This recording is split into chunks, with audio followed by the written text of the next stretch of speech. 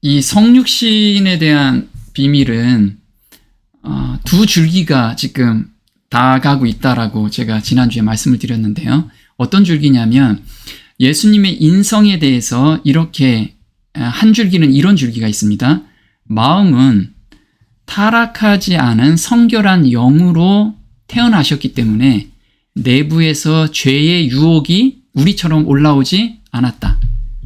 그리고 몸은 4,000년간 타락한 영향을 받은 연약한 육신을 가지고 태어나셨기 때문에 몸으로서 겪는 그런 유혹은 있으셨다. 이게 첫 번째 줄기입니다. 또 한 줄기는 뭐냐면 몸은 4,000년간 타락한 영향을 받아서 우리와 똑같이 연약한 몸을 가지고 태어나셨어요. 그리고 마음은 신성을 가지고 오셨죠. 마음에. 근데 그 신성 위에다가 인성을 덮으셨어요. 인성을. 근데 이 인성이 어떤 거냐면 4,000년간 타락의 영향을 받은 인성을 덮으셨는데 이게 우리와 똑같은 인성을 가지고 오셨기 때문에 내부나 외부에서 우리와 똑같은 유혹을 받으셨다는 거죠. 근데 예수님께서는 죄를 경험도 못하시고 죄도 한 번도 짓지 않으셨기 때문에 우리와 다른 거는 그런 거죠. 우리는 외부에서 어떤 자극이 오면 이미 죄에서 경험들이 축적이 돼 있잖아요. 그래서 제가 지난 시간에 예를 들은 거는 술을 마시는 사람이 술을 끊었을 때 술집을 주변에만 가도 다시 술 생각이 나는 거. 근데 술을 한 번도 마셔본 적이 없는 사람은 술 맛이 무엇인지를 잘 몰라요. 그래서 그게 유혹거리가 안 된다는 거죠.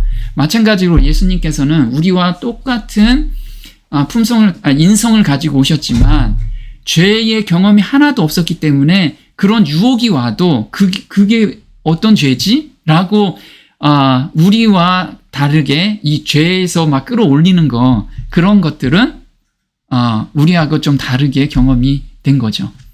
근데 인성과 몸은 우리와 똑같은 상태로 오셨다는 거예요. 그런데 그 안에 100% 신성이 충만해서 우리가 성령이 충만하면 외부에서나 내부에서 올라오는 유혹을 그렇게 크게 유혹으로 느끼지 못하는 것처럼 예수님은 그렇게 평생을 사셨다는 거예요. 근데 성령 충만이 뭐냐? 성령 충만은 우리가 마음이 그릇입니다. 그릇 안에 내가 온전히 비워지면 성령이 100% 채워진다는 거예요. 그래서 예수님께서는 자아를 100% 비우셨다는 거예요. 그게 성령 충만함이 거기에 인성 안에 들어가 계신 거죠. 그래서 우리도 마찬가지로 성령이 충만하려면 자아가 온전히 비워지면 성령이 충만해질 수가 있습니다. 그래서 예수님께서 그걸 모본으로 보이셨기 때문에 우리도 그대로 따라와라. 그 길을 만들어 주신 거예요. 그래서 타락 후 아담의 인성과 타락 전 아담의 인성, 이 두 줄기가 지금 계속해서 첨예하게 싸우고 있는 거죠. 그래서 저희는 지금 제가 알아보는 거는 타락 후 아담의 인성을 가지고 지금 하나씩 풀어가 보는 겁니다. 자, 죄를 점진적으로 하나씩 끊어지는 것인가? 우리가 흔히들 이런 생각을 하죠. 내가 담배를 끊었으니까 다음에는 술을 끊고 그 다음에는 뭐를 끊고 커피를 끊고 뭐를 끊고 이렇게 하나씩 끊어가는 거냐, 죄가. 또는 죄를 한 번도 안 짓는 완전주의냐, 우리가. 그러면 죄를 한 번도 안 져야 되는 거 아니냐? 이렇게 예수님께서 한 번도 안 지셨기 때문에 우리도 완전히 한 번도 안 져야 되는 거 아니냐? 이 두 가지에 대해서 오늘 한번 말씀을 나눠보도록 하겠습니다.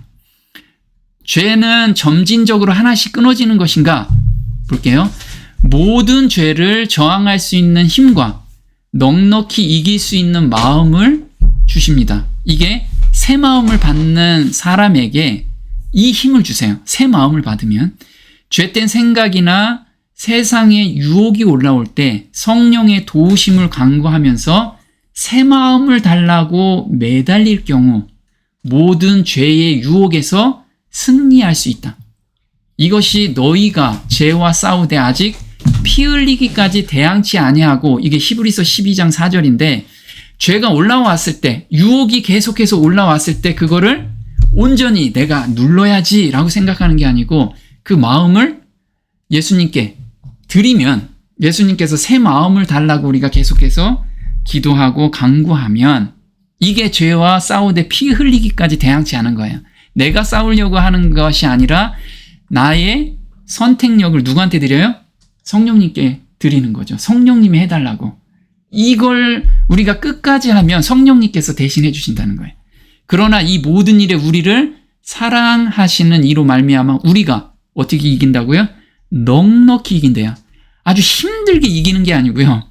우리가 그 죄에서 온전히 이길 수 있는 거는 우리 선택력을 성령님께만 드리게 되면 성령님이 아주 넉넉히 그 죄에서 우리를 이길 수 있게끔 새 마음을 주신다는 거예요. 그럼 새 마음을 주신다는 건 모든 죄를 그렇게 새 마음으로 다 이길 수 있다라는 거예요. 하물며 영원하신 성령으로 말미암아 흠없는 자기를 하나님께 드린 그리스도의 피가 어찌 너희 양심으로 죽은 행실에서 깨끗하게 하고 살아계신 하나님을 섬기게 못하겠느냐. 이게 히브리서 9장 14절인데 양심으로 죽은 행실이래요. 그럼 우리가 지금 죄된 유혹이 또는 지금까지 살아오면서 죄된 품성이 또는 죄된 습성이 우리 몸에 지금 다 배어 있잖아요. 그게 양심으로 죽은 행실이라는 거예요. 근데 그거를 예수님의 순종하듯이 예수님의 마음처럼 깨끗하게 변화시켜 주겠다는 거예요. 어떻게요? 그리스도의 피가, 우리가 그리스도의 피를 의지할 때 이렇게 깨끗하게 해주신다는 거예요. 자, 한번 보겠습니다. 성령의 호소가 우리에게 임할 때 가장 유일의 안전책은 지체 없이 그 호소에 응하는 것이다. 아무도 지금 품고 있는 죄를 점차적으로 쉽게 끊어버릴 수 있다는 생각을 하지 말라. 그렇게는 되지 않는다. 마음속에 품은 모든 죄는 품성을 약하게 하고 죄의 습성을 강화시킨다. 그 결과로 육체적인 면과 정신적인 면과 도덕적인 면에 타락이 따르게 된다. 그대가 저지른 잘못을 회개하고 바른 길로 나아갈 수도 있으나 그대의 마음에 형성된 틀과 악에 대한 익숙함이 그대로 하여금 옳고 그름을 분간하기 어렵게 만들 것이다. 사단은 형성된 악습을 통하여 그대를 되풀이해서 맹렬히 공격할 것이다. 네. 그래서 여기서 보면요. 성령의 호수가 우리에게 임할 때, 자, 그러면 죄의 유혹이 한꺼번에 10개씩 오지 않죠. 한 번에 하나씩 와요, 계속. 한 번에 하나씩. 그렇게 올 때 유일한 안전책은 지체 없이 그 호소에 응하는 거래요. 뭐가 호소하시죠? 성령님께서 저희 마음속에 그거는 죄다. 그거는 너희가 안 좋은 거다. 버려라. 했을 때 그 호소가 들렸을 때 지체 없이 그 즉시 헌신으로 그 마음을 드리라는 거예요.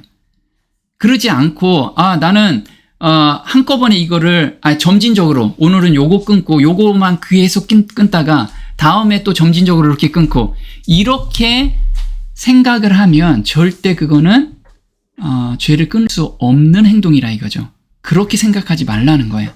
죄는 지금 생각이 났을 때 즉시 드리라는 거예요. 즉시. 만약에 죄된 유혹이 왔을 때 즉시 헌신으로 드리고 만약에 죄를 지었다면 우리에게 대언자가 있잖아요. 그분한테 즉시 회개로 드리라는 거예요. 고백하고 회개하고. 이거를 즉시 하지 않으면 그 악습이 사단이 그 악습을 통해서 우리를 맹렬히 공격을 계속해서 한다는 거예요. 그래서 지금 이렇게 말씀을 하고 계시죠. 누구나 이런 경험들을 가지고 계실 거예요. 그래서 저도 지금까지 굉장히 많이 말씀을 드렸는데 이런 거죠. 하나님의 밝은 빛 앞에 서고 예수님의 따뜻한 눈길을 본 경험을 한 후에 제 자아는 이때 없는 것 같고 제 품성의 결함을 너무나 깊이 깨달은 후에 어떤 일에서 새 마음을 받게 됩니다. 이 새 마음은 그동안에 경험하지 못하는, 그러니까 말로 다 설명하기 좀 어려운 새 마음인데, 이 마음은 스스로 누군가를 용서해야겠다는 다짐을 하지 않아도, 죄를 그만 지어야겠다고 다짐을 하지 않아도 저 내면 깊은 곳에서 예수님의 순결하고 정결한 품성에 맞지 않은 생각이나 행동이 있으면 본능적으로, 그래서 본능을 바꿔주시는 거라는 거죠. 본능적으로 거부가 되고 싫어하는 마음이 생긴 게 되는 거예요. 그래서 누군가가 미워했는데 내가 억지로 저 사람 용서해야지 그렇게 생각을 하지 않았는데도 용서가 돼요. 그 사람을 위해서 기도가 나오고, 이게 예수님의 마음을 받았다는 거죠. 근데 이 경험을 한번 하고 나서 보니까 그와 비슷한 일들이 또는 다른 유혹들이 되게 많이 오잖아요. 그러면 예전 같으면 내가 그걸 뭔가를 하려고 했는데 그 마음이 사라지는 거예요. 왜? 그렇게 해봤자 내가 소용이 없었기 때문에. 그런데 이렇게 새 마음을 한번 받고 나서 보니까 너무 편한 거예요, 이게. 죄를 이걸 넉넉히 이길 수 있겠구나라는 생각을 갖게 됩니다. 그래서 에스겔서의 이런 우리한테, 모든 사람한테 준 약속입니다. 이게 저희 마음에 이제 일어난 건데, 맑은 물로 너희에게 뿌려서 너희로 정결케 하되 곧 너희 모든 더러운 것에서와 모든 우상을 섬김에서 너희를 정결케 할 것이며, 여기서 보면요, 너희 모든 더러운 것이래요. 그냥 일반적인 더러운 게 아니고요, 모든 더러운 것. 우리가 죄된 생각이나 세상적인 유혹이나 이런 모든 것에서 정결케 해주신대요. 또 한 가지가 뭐냐면 모든 우상을 섬기는 것에서 정결케 해주신대요. 그럼 우리 우상 다 가지고 있죠. 뭐가 있어요? 어떤 때는 자식이 우상이 될 수 있고, 하나님보다 더 높이 생각하는 모든 것이 우상이라는 거예요. 내가 먹고 사는 거 우상이겠죠. 내가 음악을 좋아해. 그럼 음악도 우상이 될 수가 있고요. 이런 모든 우상에서 우리를 정결케 해주신다는 거예요. 그 정결케 해주신다는 게 약속인데, 어떻게 정결케 해주시냐면요, 네가 내 앞에서 무릎 꿇고 12시간씩 기도하고 새벽에 일어나서 매달리면 내가 줄게, 이렇게 말씀하시지 않고요, 26절에 새 영을 너희 속에 두고 새 마음을 너희에게 주되 너희 육신에서 굳은 마음을 제하고 부드러운 마음을 줄 것이며, 그래서 새 마음을 주겠다는 거예요. 우리 마음속에 새 마음을.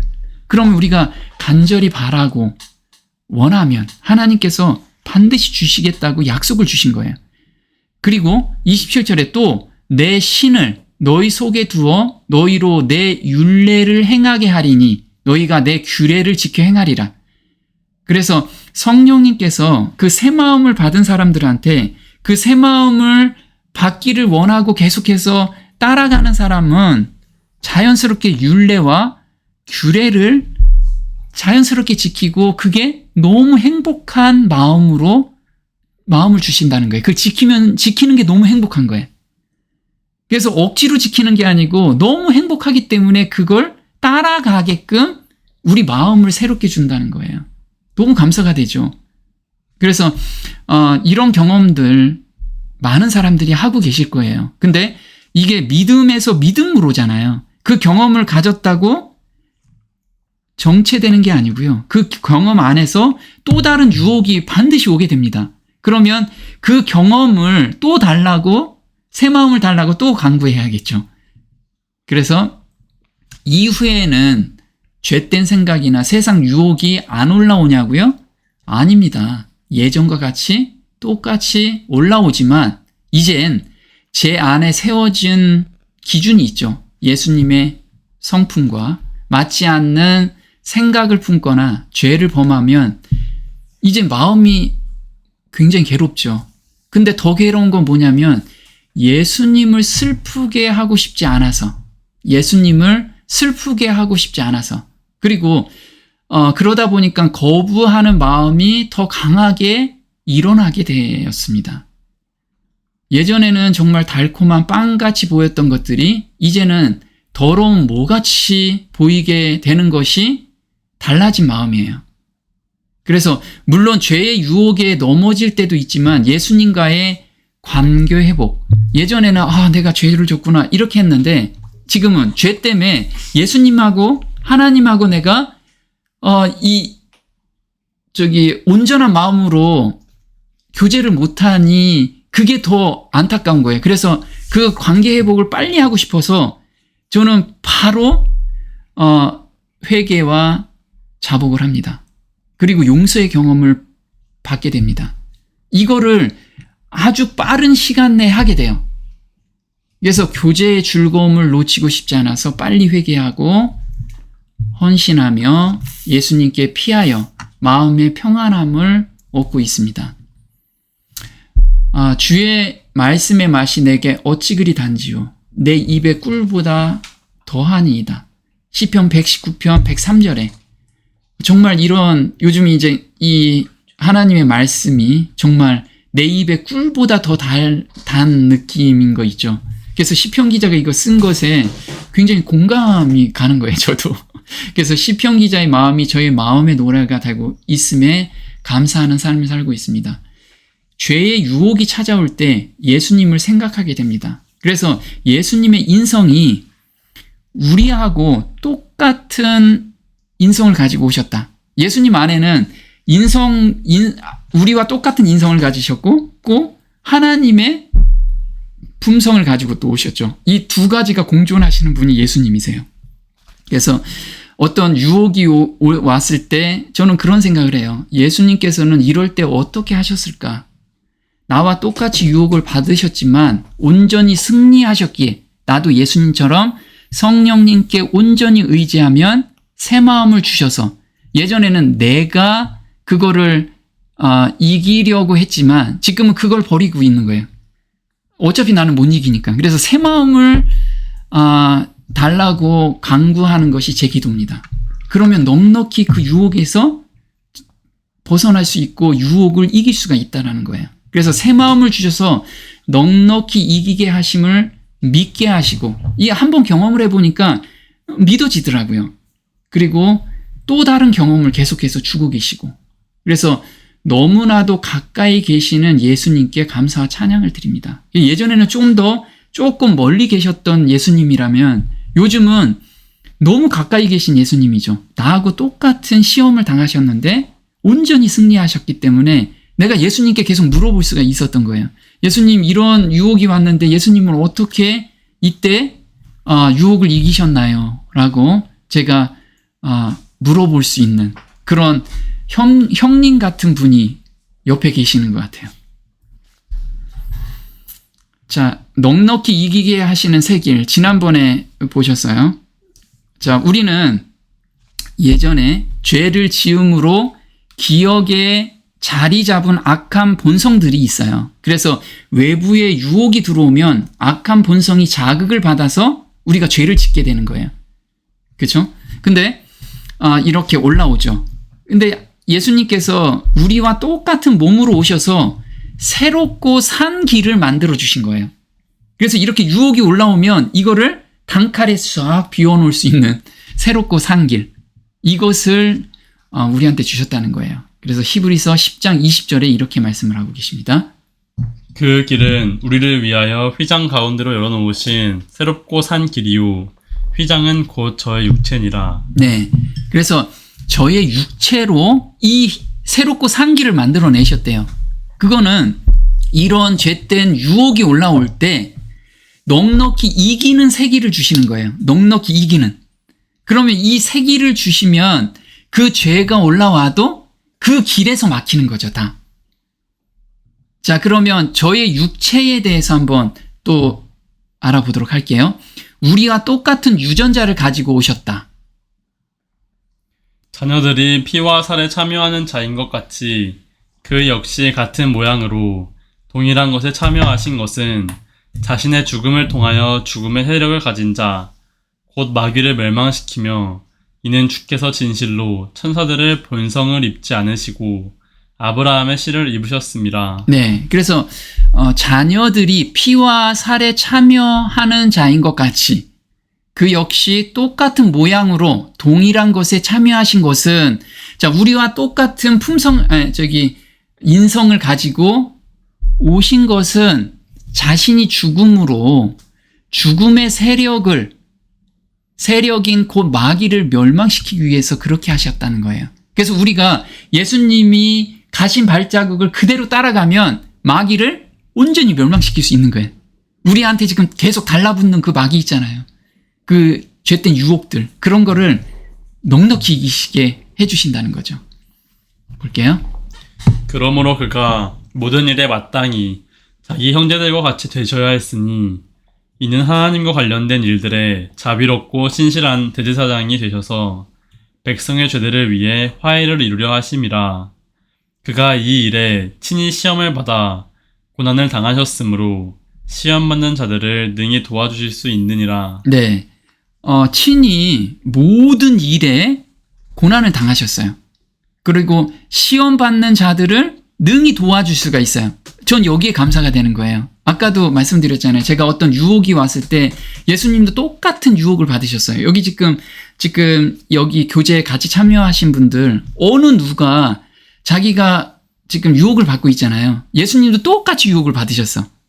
근데 넉넉히 이기셨잖아요. 그래서 우리가 예수님께서 능히 도와주시기 위해서 그런 걸 다 체휼하신 거예요. 경험을 하신 거예요. 그래서 예수님께 그 즉시 한번 예수님 어떻게 여기서 이기셨나요? 물어보시라고요. 그러면 예수님께서 답을 다 주십니다. 그래서 모든 일에 마땅히 자기 형제들과 같이 되셔야 했으니 이런 거예요. 그래서 적은 일이 아니고 여자들만 겪는 일, 남자들만 겪는 일이 아니고 모든 일, 인류가 겪는 모든 일을 겪으셨다는 거죠.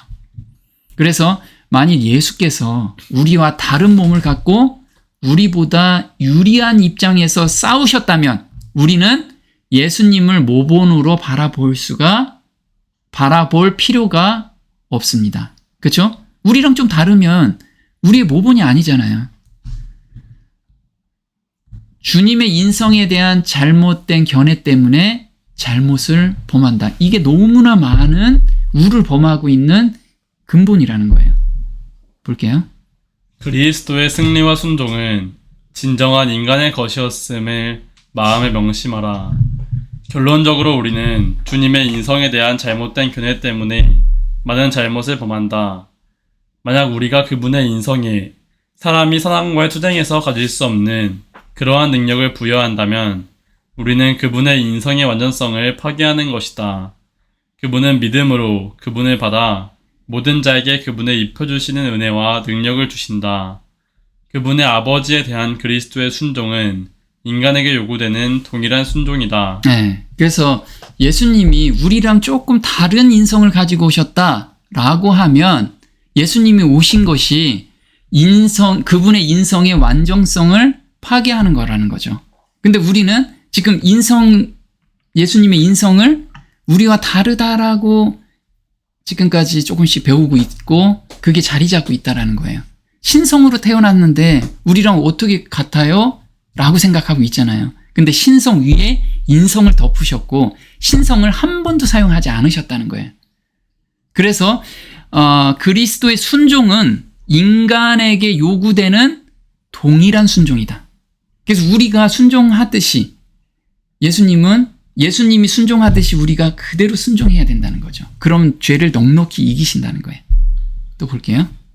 인간은 거룩한 능력이 그분의 도우심과 결합되지 않으면 사단의 유혹을 승리할 수 없다. 예수 그리스도도 마찬가지였으니 그분은 거룩한 능력을 붙들 수 있었다.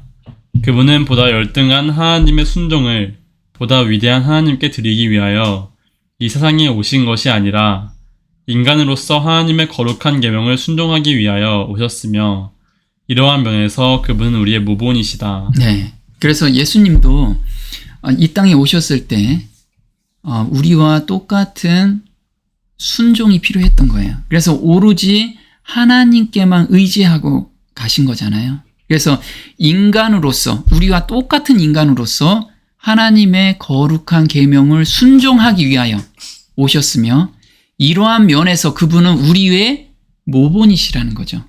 우리랑 다른 점이 하나도 없었다는 거예요. 우리의 타락한 인성을 취하셨다. 그분의 품성에 죄의 얼룩을 가지고 계시지 않았으나 그분은 우리의 타락한 인성을 그분의 신성과 연결시키기 위하여 자신을 낮추셨다. 이렇게 인성을 취하심으로 그분은 인성을 영화롭게 하셨다. 우리의 타락한 속성을 취하심으로 그분은 그것을 위하여 그분이 이루어 놓으신 넉넉한 준비를 받아들일 때, 그리고 신성을 나누어 받는 자가 될 때 그것이 무엇이 될 수 있는가를 보여주셨다. 네. 그래서 예수님께서는 우리의 타락한 인성을 그분의 신성과 연결시키기 위하여 자신을 낮추셨대요. 그리고 우리의 타락한 속성을 취하심으로써 우리의 모본이 되셨고, 그 다음에 신성을 나누어 받는 자가 될 때 그것이 무엇이 될 수 있는지를 보여주셨대요.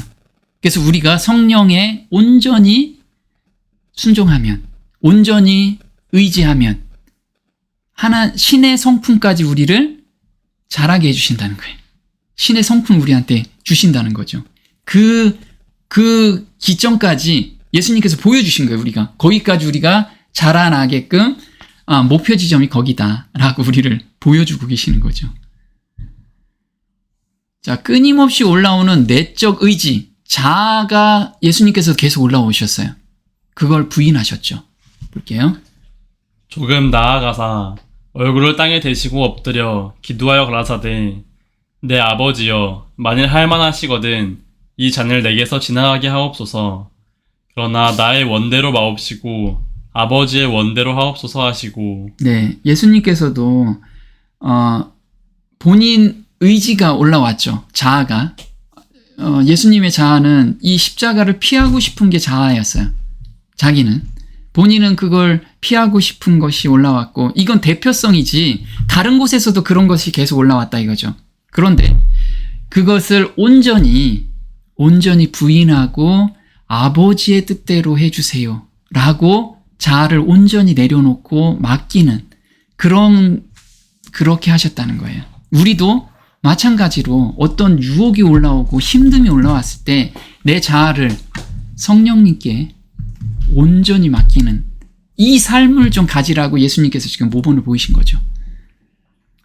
예수님께서는 죄 없는 아담이 결코 할 필요가 없던 것을 항상 하지 않으면 안 되셨다. 즉 당신의 아버지 뜻에 끊임없이 잠재적으로 반대하는 내적 의지를 부인하지 않으면 안 된다는 것이다. 이 투쟁은 그가 나의 원대로 마옵시고 아버지의 원대로 하옵소서 라고 고민 중에 기도하시던 겟세마네에서 절정에 이르렀다. 그러한 내적 투쟁은 우리의 타락한 본성의 외침들을 아는 분에게만 가능한 일이다. 이러한 빛 가운데 보여진 그리스도의 승리는 신성하게 유전받고 쉽게 자연적, 수동적인 실체의 평상적인 개념이라기보다 차라리 몸부림과 투쟁의 열매인 영광스러운 원동력을 일으키는 의의로 나타났다. 네, 그래서 이 그리스도의 의를 우리한테 입혀주신다는 거예요. 모본을 보여주셨기 때문에. 그래서 예수님께서는 아담과 달랐던 것이 뭐냐면, 아담은 내부에서 그렇게 올라오는 것이 없었어요. 하나님의 품성을 그대로 아담은 가지고 타락하기 전에 그대로 가지고 태어났기 때문에, 탄생했기 때문에, 창조됐기 때문에 올라오지 않았다는 거예요. 자아가. 그런데 예수님께서는 4,000년간 타락한 인성을 가지고 인성을 덮으셨기 때문에 내적 의지, 자기의 뜻을 계속 올라온 거예요. 자기의 뜻이. 그것을 계속 부인하지 않으면 안 되었다. 그러면 이거 우리와 똑같은 거잖아요. 그래서 우리의 타락한 본성의 외침들을 예수님께서는 누구보다도 잘 아시는 거예요. 천사들은 이걸 몰라요. 또 죄를 안 지은 우주의 거민들도 이게 무엇인지 몰라요. 근데 예수님만은 아시기 때문에 예수님이 우리를 다 이해하시는 분이라는 거죠. 그리고 그 지점에서 우리를 넉넉히 도와주실 분이라는 거예요. 그래서 우리가 정말 매달리실 분은 예수님밖에 없어요. 근데 예수님의 마음을 그대로 가지고 계신 분이 누구예요? 성령님이시라는 거예요. 그래서 성령님께 우리가 매달리기만 하면 예수님이 우리를 도와주시는 그 마음을 우리가 받을 수 있는 거예요.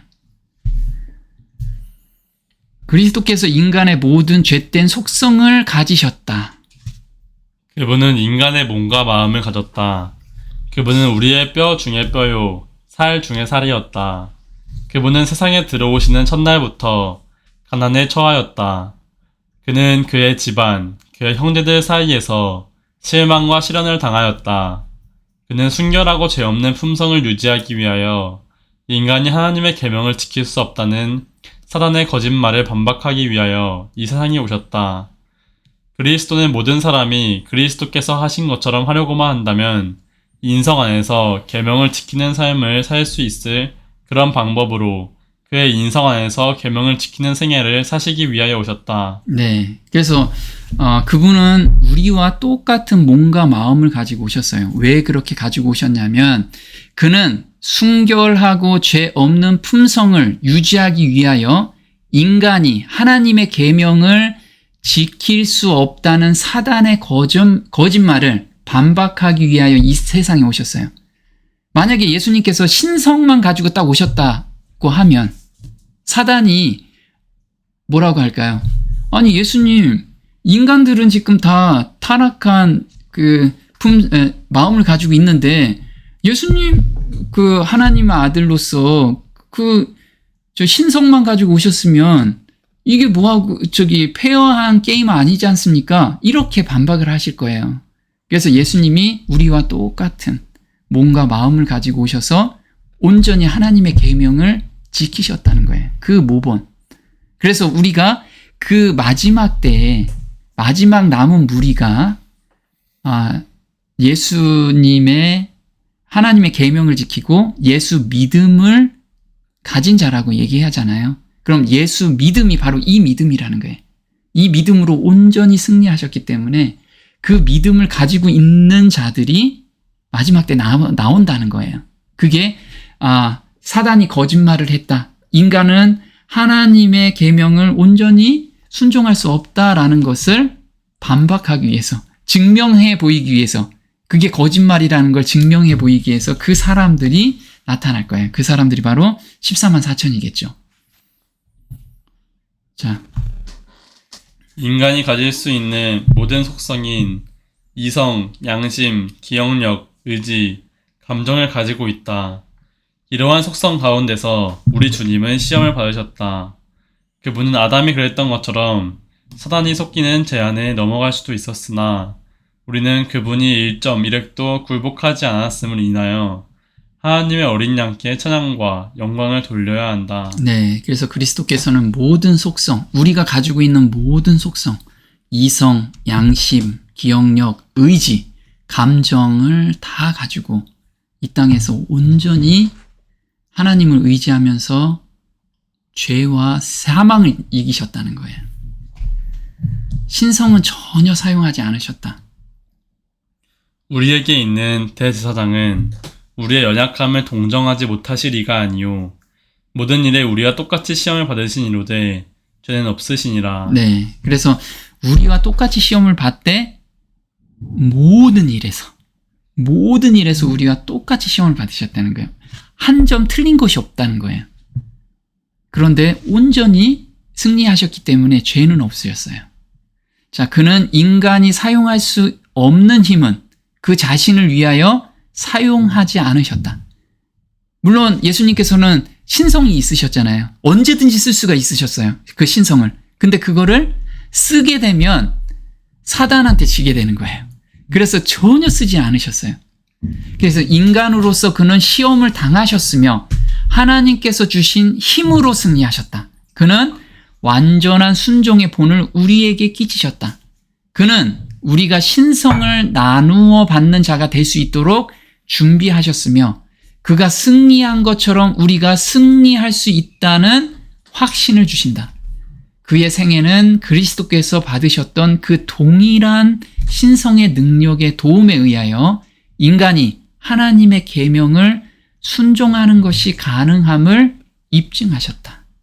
그래서 우리의 모본이라는 게 그거라 이거죠. 우리랑 똑같은 육체와 똑같은 마음을 가지고 온전히 승리하신 그 모본을 우리가 항상 기억해야 될 것 같습니다. 모든 죄를 포기하는 지점까지 인도하신다. 그리스도는 그를 믿는 모든 자에게 구원을 주시는 하나님의 능력이다.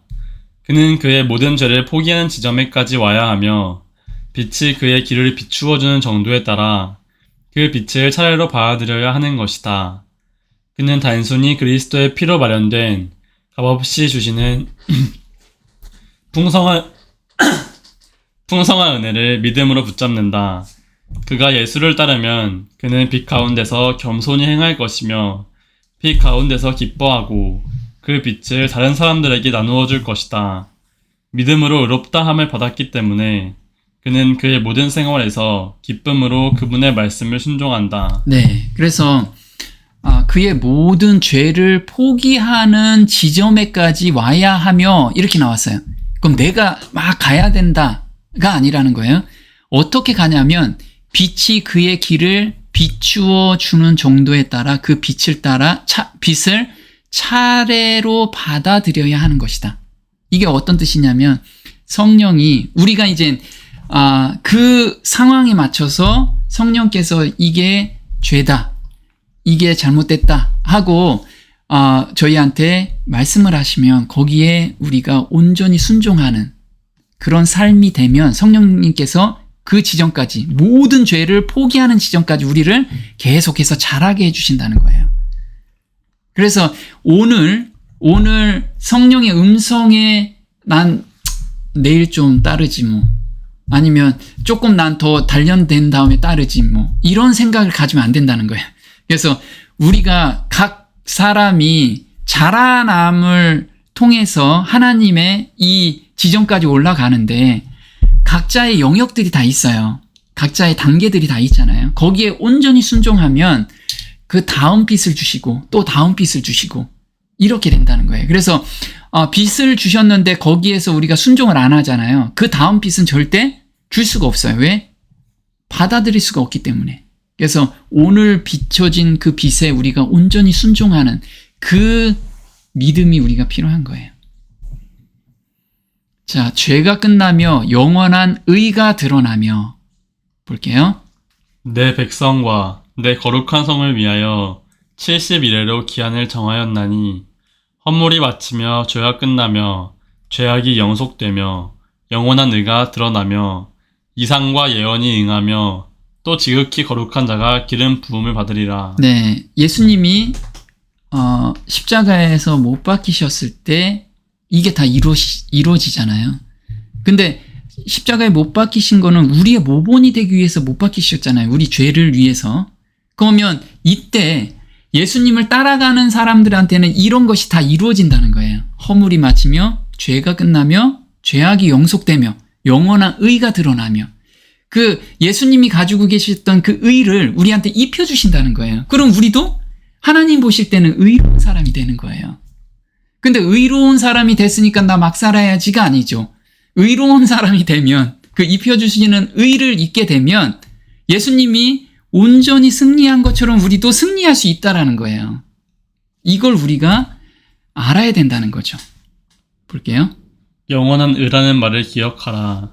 이 말은 오늘은 의를 행하고 내일은 죄를 짓고 다시 의를 행하고 다시 죄를 짓는다는 말이 아니다. 이것은 영원한 의가 아니다. 영원한 의는 믿고 자백한 사람은 모든 죄와 죄 짓는 것에서 벗어나서 믿음에서 믿음으로 전진하면서 이 영원한 의를 더욱 받는 생애를 산다. 이것만이 영원한 의이며 죄에서 영원히 구속받는 것이다. 네, 보면 오늘은 의인으로서 행동하다가 내일은 또 죄를 짓고 또 모레는 또 의롭게 살고 이렇게 찬물 더운 물 이렇게 왔다 갔다 하지 않는다는 거예요. 내가 비추어진 빛에 오늘 온전히 순종할 때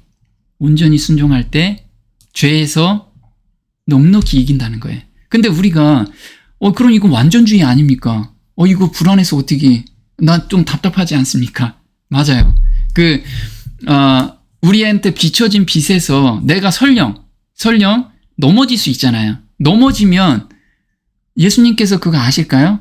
그래, 아시죠. 그래서 우리를 위해서 또 피할 길을 주신 거예요. 그 죄를 만약에 범했으면 바로 나한테 침륜에 빠지지 말고 그거 마음에 두지 말고 나한테 빨리 가져와라. 그럼 내가 그걸 온전히 사해줄게. 라고 지금 예수님께서 저희한테 말씀을 해주고 계시는 거예요. 만약에 예수님께서는 우리보다 훨씬 더 어렵고 힘들게 가셨다는 건 뭐냐면 우리는 죄를 지으면 대언자가 계시지만 예수님께서는 대언자가 없으셨어요. 그래서 한 번이라도 죄를 지으면 온 우주가 망하는 거예요. 하나님도 망하고 다 망하는 거예요. 그렇게 엄청난 그 무게감을 가지고 예수님께서 오셨어요. 그러면 예수님께서 그냥 마음에 우리가 출애굽할 때 어떤 마음으로 출애굽을 하라고 얘기를 해요? 발에 신을 신고 서서 먹으라고 얘기하잖아요. 그렇게 마음을 굳건히 다져서 가겠죠. 예수님도 내가 한 번이라도 죄를 지면 온 세상 사람들이 다 끝나는 거예요. 살아나지 못하는 거예요. 우주도 망하고. 그럼 예수님 입장을 우리가 조금만 생각해 보자 이거죠. 조금만 생각해 보면 그 중압감이 얼마나 셌을까요? 예수님은 정말 우리와 같은 몸으로 오셨는데 너무 큰 중압감이 있으셨겠죠. 근데 그걸 온전히 누구한테 맡겼어요? 하나님께만 온전히 그 모든 중압감을 다 드렸던 거예요. 드리니까 어때요? 하나님의 평안함이 예수님께서는 사는 동안에 계속 있었던 거예요. 그러면서 예수님께서 우리한테 말씀을 하신 거예요. 나도 이렇게 엄청난 중압감이 있었지만 이걸 하나님께 온전히 맡기면 정말 쉽고 편안하게 이 세상을 살 수 있다. 그래서 예수님께서 말씀하신 거잖아요. 내 멍에를 메라. 내가 이렇게 무거운 멍에가 있었는데 이 멍에를 누구한테? 하나님께 맡기니까 너무 편하더라. 그래서 그 내 멍에를 너희들도 같이 메라. 그럼 너희가 지금 너무 힘들었고 어려운 그 가운데서도 너무 편하고 평안한 가운데서 갈 수 있다. 그리고 온전히 죄를 이길 수 있다. 라고 지금 우리한테 말씀을 하고 계시는 거예요. 얼마나 감사가 돼요.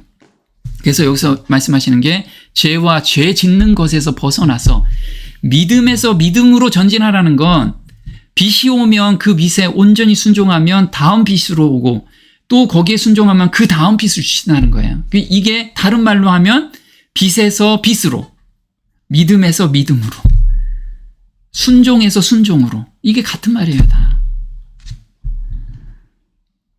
구원받는다는 것은 죄를 그만두는 것을 의미한다. 보겠습니다. 오랜 방종을 통하여 영육을 속박한 악한 행습과 강력한 정욕일지라도 그리스도께서는 능히 거기에서 구출하실 수 있으며 또한 구출하시기를 원하신다. 예수께서는 죄로 죽었던 영혼에게 생명을 나누어 주실 것이다. 그는 연약과 불행과 죄의 사슬의 메인 포로들을 해방시켜 주실 것이다. 네. 예수님께서 약속하셨어요, 사실은. 약속. 어떤 약속이요? 연약과 불행과 죄의 사슬에 매여 있는 포로들을 내가 다 해방시켰다. 해방시켜 줄게가 아니고 해방시켰대요. 근데 우리가 왜 해방이 안 됐냐면 못 믿기 때문에. 예수님을 못 믿고 계시는 거예요. 그 해놓으신 일을 우리가 믿지 못하기 때문에 내가 그걸 다 짊어지고 있는 거예요. 너무 힘들게. 빨리 그거를 내려놓는 방법이 뭐라고요? 순종하는 거. 말씀이 들어오면 거기에 순종하면 그걸 내려놓는 방법까지 우리를 다 알려주셨는데 내 자아가 안 죽기 때문에 내가 좀 해보여야지. 이 마음 때문에 못한다는 거예요. 그걸 경험을 못한다는 거예요. 그래서 뭐라고 얘기하냐면 오랜 방종을 통하여 영육을 속박한 악한 행습과 아무리 강력한 정욕일지라도 예수님께서는 능히 거기서 구출한다는 거예요. 능히. 어렵게 구출한다는 게 아니고요. 아주 능히, 넉넉하니. 이걸 우리가 좀 믿어야 되겠습니다. 하나님께 완전히 바치는 모든 이들에게 죄 짓지 않고 하늘의 율법에 순종하는 생애를 사는 특권이 주어지게 된다. 네, 그래서 하나님께 온전히 바치는 거. 온전히 무엇을 바쳐요? 내 죄된 마음을 바치는 거예요. 이게 헌신이잖아요. 헌신. 그래서 죄가 올라오면 온전히 바치라는 거예요. 내 억지로 뭔가를 끌어내서 바치라는 게 아니고 하나님 저 이 마음이 없습니다. 이 마음을 좀 드립니다. 새 마음으로 좀 바꿔주세요. 하나님, 저 이런 유혹이 오고 있습니다. 근데 이 유혹을 제가 잡고 싶지 않아도 계속해서 죄의 본성 때문에 이게 계속해서 잡아지게 됩니다. 그런데 이걸 잡고 싶지 않은 이 마음, 하나님 아시죠? 제가 이 마음 드릴 테니까 순결하고 정결하게 좀 해주세요. 이렇게 바치라는 거예요. 온전히 바치는 게 뭐 어려운 걸 물론 이거 어렵죠. 근데 다른 걸 생각하지 말고 이런 마음을, 죄된 마음을 드린다고 드려야 된다는 거죠. 또 볼게요. 믿는 영혼으로 죄에서 자유하게 하시기 위하여 풍성한 은혜가 마련되었으며 온 하늘과 하늘의 무한한 자원을 우리 마음대로 쓸 수 있게 하셨다. 네, 그래서 죄에서 우리가 지금 억눌리는 곳에서 자유하게 하기 위해서 지금 풍성한 은혜가 마련되어 있대요. 근데 어떻게 잡을 수 있어요? 믿음으로 우리가 잡는다고 해요. 그럼 믿음이 생기는 과정이 우리 정노의 계단에서 있죠. 믿음이 생기는 과정. 이걸 우리가 다 거쳐야 돼요. 또 보겠습니다. 구원받는 사람으로는 할 수 없을 때 하나님으로는 그렇지 아니하니 하나님으로서는 다 하실 수 있느니라. 마가복음 10장 27절인데요. 그리스도께서는 그대가 죄를 그만두게 하기 위해서 돌아가셨다. 그래서 이게 어떻게 가능해요? 물론 우리 이 이해력으로는 이해가 안 돼요. 근데 새 마음을 받는 경험을 받으면 넉넉히 이기겠구나. 이런 믿음이 생기게 되는 거죠. 그게 하나님으로는 할 수 있다라는 거예요. 그래서 우리가 구원받는 것은 죄를 하나씩 끊어가면서 이렇게 올라오는 게 아니고 죄를 그만두는 것을 의미한다. 그만두는 것을 의미한다는 거예요. 우리가 아니죠. 새 마음을 받으면 새 마음을 받는 것부터 시작하는 게 구원을 받는 거예요. 우리가 그 새 마음을 받게 우리가 간절히 간구하고 기도해야 돼. 그걸 매달려야 됩니다. 그래서 바울은 날마다 죽는다고 이야기를 해요. 형제들아, 내가 그리스도 예수 우리 주 안에서 가진 바 너희에게 대한 나의 자랑을 두고 단언하노니, 단언한대요. 나는 날마다 죽노라. 고린도전서 15장 31절. 근데 이 죽는다는 의미가 뭔지 볼게요. 이 구절에는 바울의 승리의 경험에 관한 비밀이 담겨 있다. 다메섹 도상에서 만난 구주를 위해 신실하게 봉사한 생애 내내 바울은 자기의 거듭나지 못한 옛 본성이 되살아나려고 몸부림치기에 그것을 끊임없이 억제해야 함을 깨달았다. 그는 그리스도인의 생애란 걸어가는 매 발걸음마다 자아 부정을 해야만 하는 것임을 잘 알았다. 주를 섬기려는 선한 의도에도 옛 욕망들이 여전히 충족시켜달라고 아우성치는 것을 발견하는 그리스도인은 바울도 유사한 경험을 했다는 사실에서 용기를 얻을 수 있다. 그리스도인의 생애는 예수가 오실 때까지 전쟁과 행군으로 묘사되는 쉼없고 부단한 투쟁이다. 네. 자, 사도 바울처럼 이렇게 성화된 사람도 매일같이 본인의 옛 본성에서 올라오는 그 자아가 계속 올라왔어요. 그리고 그것을 끊임없이 억제해야 함을 깨달았어요. 여기서 억제한다는 게 뭐예요? 이제 내가 눌러야지. 내가 어느 정도 경험했으니까. 이게 아니라는 거죠. 어떻게? 내 마음을 드린다고 했죠. 그 죄된 욕망이나 죄된 본성에서 올라오는 것들이 있으면 그걸 가지고 하나님께 계속 가라는 거예요. 헌신을 하라는 거예요. 헌신. 그래서 매 발걸음마다 자아 부정을 하는데 이 자아 부정은 자기가 올라왔을 때 누르는 게 아니고 드리라는 거예요. 저는 여기에서 예전에 실패를 한 거예요. 내가 누르려고 했거든요. 근데 누르려고 하면 할수록 그게 더 막 치고 올라오는 거예요. 근데 새 마음을 받으면 빨리 드리고 싶은 거예요. 그게 빨리 드리고 싶은. 그래서 날마다 죽노라. 이게 이제 이해가 되는 거죠. 그래서 주를 섬기려는 선한 의도에도 옛 욕망들이 여전히 충족시켜달라고 아우성치는 것을 발견하는 그리스도인들은 우리가 용기를 좀 얻자는 거죠. 바울도 똑같았다. 근데 바울은 그러면 매일같이 긴장하셨나요? 긴장했어요. 왜? 매일같이 전쟁터잖아요. 근데 우리는 매일같이 전쟁을 안 해. 어떤 땐 전쟁을 하다가 어떤 땐 마음을 확 풀어놔. 그럼 그 확 풀어놓을 때 사단이 결코 그 틈을 놓치지 않아요. 그래서 오늘은 온탕에 갔다가 얼마 후에는 냉탕에 가는 이유가 뭐냐면 마음을 놓기 때문에 그래요. 우리는 항상 전쟁터에 있다라고 생각을 하고 삶을 살아가야 돼요. 이걸 사도 바울은 우리한테 부탁하고 있는 거예요. 나는 맨날 싸움을 싸우고 있는 우린 군사라는 것을 잊지 말라고 항상 저희한테 이야기하고 있죠. 네, 그래서 이렇게 바울이 날마다 죽는 경험 안에서 그럼 맨날 괴롭게만 살았을까요? 아니라는 거죠. 바울은 여기에서 승리하는 새 마음을 받으면서 그 기쁨 때문에 하나님의 말씀이 어찌 그리 단지요? 내 입술에 꿀보다 더 단다고 이 간증을 계속하는 거예요. 바울은 그렇게 힘들게 살아도 내면 저 깊은 곳에서는 맑은 가락이 울려나네. 이 찬송이 흘러나면서 삶을 살 수 있었다는 거죠. 우리도 그런 성도들이 됐으면 좋겠습니다. 오늘 여기까지 하겠습니다.